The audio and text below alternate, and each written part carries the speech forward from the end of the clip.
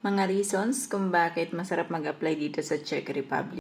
Kung before is nanonood ka na ng mga videos ko dito, is sinabi ko before na mas okay sa akin ang Japan. Which is hindi rin naman siya nagbago. Mas okay naman talaga siya sa akin, yung Japan, pagdating sa mga ilang bagay. So, I will help you decide kung ano yung mas better para sa inyo. So, kayo ang mag-decide pero i-explain ko lang sa kanya. So, i-compare natin yung bansa na napuntahan ko. So, let's say, kapag gusto mong makaalis ka agad sa Pilipinas, is wag ka pong mag-apply dito sa Czech Republic. Ibig sabihin, kung within 6 months is ang target mo is makaalis dyan sa Pilipinas, is hindi po ang Czech Republic yung para sa'yo. Kasi more than 6 months talaga yung magiging flow ng pag-apply mo dito sa Czech Republic kasi maghihintay ka pa po ng visa. So, hintay muna ikaw ng working permit, tapos after nun, maghihintay ka rin ng visa, and after nun, maghihintay ka pa rin ng flight mo. So, mga 6 to 8 months ang masasabi natin na average ng pagpapalis from Pilipinas papunta dito sa Czech Republic. But in some cases is more than 8 months pa po. Merong inaabot ng 1 year. Pero meron din namang cases na inaabot ng mga 4 months lang or 5 months lang. Pero napaka-minimal po noon. Kaya ang average talaga niya is 6 to 8 months bago kayo makaalis from Philippines papunta dito sa Czech Republic. So, second cases naman is, for example, ang inyong pag-alis sa atin sa Pilipinas is ang reason nyo is gusto nyo magtrabaho pero within 2 years is uuwi na rin kayo ng Pilipinas. So, ang reason nyo is para lang mag-ipon. So, pumunta na po kayo dun sa bansa na mas mabilis kayong makakalis. Kasi kung 2 years lang, tapos halos sabihin natin na less than 1 year kayo naghintay sa pag-a-apply and then 2 years lang naman kayo dito. So, parang nag-earn din kayo ng nasa 3 years na paghihintay dyan sa atin sa Pilipinas. So, kung meron kayong choices na bansa na pwede nyo mapuntahan kaagad, within 2 years, kagaya ng Japan, is pwede rin po siyang i-consider. So, ang Taiwan is pwede mo rin siyang i-consider, pero syempre, hindi po lahat ng company sa Taiwan is maganda. So, maiintindihan ako ng lahat ng mga nanggaling ng Taiwan at nasa Taiwan ngayon kasi po iba yung nasa sa basic na nakukuha nyo. So, bibigyan kayo ni agency nyo ng basic na sasahurin nyo kuno.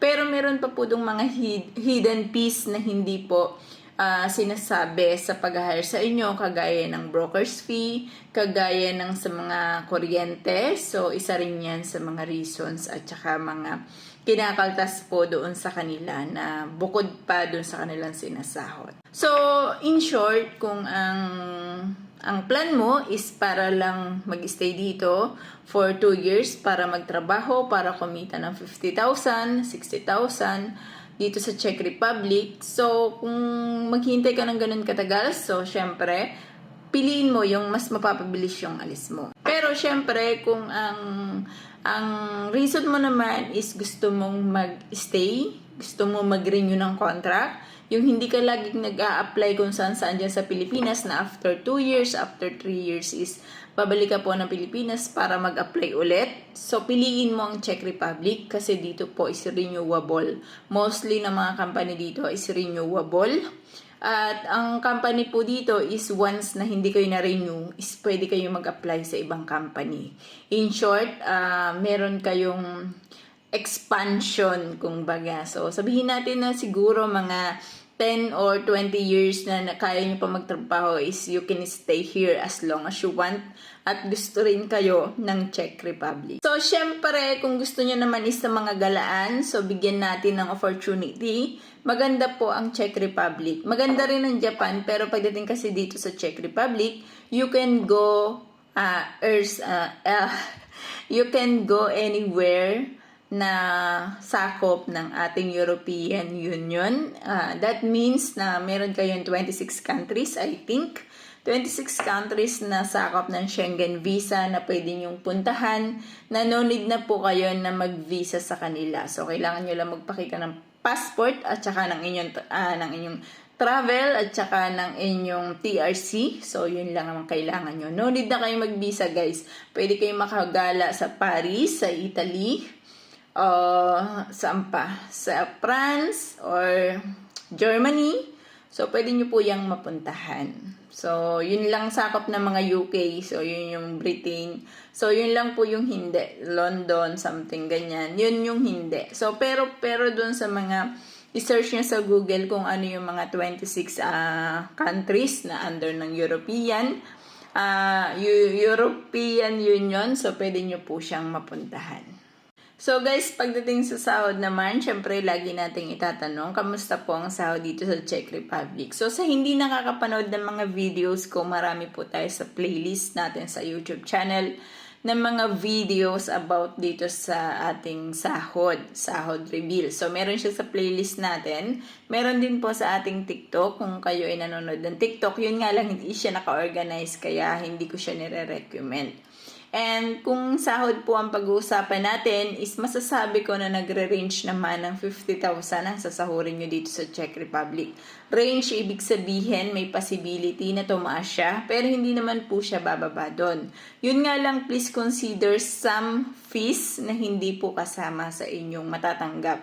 For example, ang bayad nyo sa bahay, kung kayo ay magbabayad sa bahay, ang bayad sa internet, ang bayad sa mga load. So, yan, kailangan nyo. At saka yung pagkain nyo po dito.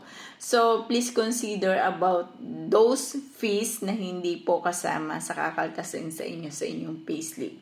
Kasi yung ginakaltas lang sa payslip natin is ang ating tax and ang ating insurance dito sa Czech Republic. Pero kung kayo po ay may sariling bahay or naghahanap kayo ng bahay dito na inuupahan, so pinakawala sabihin na natin na makakahanap kayo kapag solo is nasa mga 7,000 crowns na po siya. So kung i-convert mo siya sa Philippine pesos, siguro nasa 16 to 17,000 pesos po.